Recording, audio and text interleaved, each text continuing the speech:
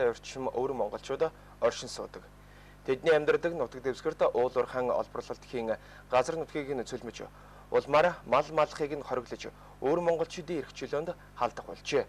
Тиймээс Монголын эх оронч хөдөлгөөнүүдээс тэдний төлөө дуу хоолойгоо нэгтгэхээр боллоо. Бүгд найрамд Хятад ард улсын зүгээс өвөр монголчуудын ажиллаж хөдөлмөрлөх эрхийг нь хязгаарлан Хятад олонхтой хот руу албатан нүүлэх болжээ. Нутаг орондоо байр сууриа эзэлсэн хятадуудаа өрсөлдөх чадвар хүрхгүй улмаас ажилгүйд л ядуурл гуйланчлалын нөхцөлд өвөр монголчууд амьдарч байгаа юм. Харин үүнийг эсэргүүцэн болсон тэмцэгчдийг дарах хилмигдүүлэн хорох явдал газар авах болсон.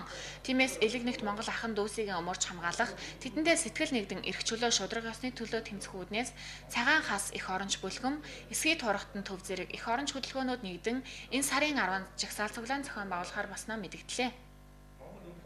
Өвөр монголчуудыг хараад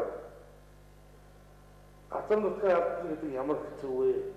Малчун малаа мал газаргүй болсон зовлон үүсэх бас хэцүү. Өнөөдөр нэг өөрийнхөө таваар утсын дуугаар болж чадахгүй, өөрийнхөө таваар хаашиж харсан хайр хүмүүстэй байх нь хэцүү.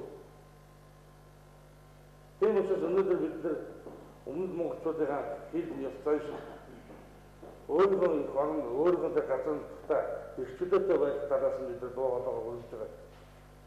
Өвөр Монголд хоригдож байгаа олон улс төрийн хоригдол байгаа. Тэр олон улс төрийн хоригдлыг бол суллаач гэж.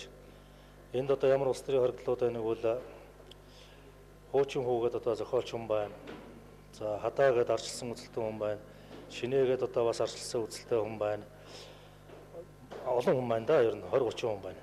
Энэ хүмүүсийг суллаач гэж шаардсан. Тэр хүмүүсийн бол бид нар зургийг одоо бас тэр талбай дээр бол хүмүүст үзүүлж харуулж таниулнаа.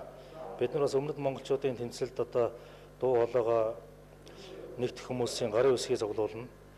За бас нэг шаардлага нь бидний зорилго бол өвөр монголчуудын өдий хүртэл одоо өргөжлүүлж ирсэн бүх талын шударга тэмцлийг одоо дэмжиж дуу хоолойгоо өргөөч гэж.